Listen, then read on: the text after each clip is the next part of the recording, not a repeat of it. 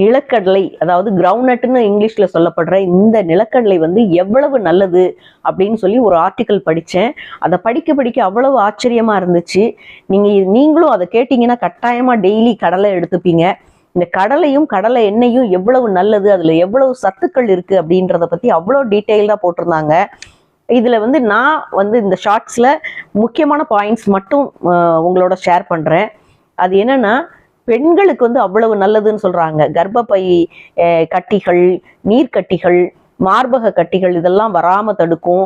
அதே மாதிரி விரைவாக குழந்தை பேர் உண்டாகிறதுக்கு, குழந்தைகளுக்கு வந்து மூளை வளர்ச்சிக்கு, அப்புறம் இதுல உள்ள அந்த சத்துக்கள் வந்து மனநோய், அதாவது டிப்ரெஷன் இருந்துச்சுன்னா அதை போக்கும் அப்படிங்கிறாங்க.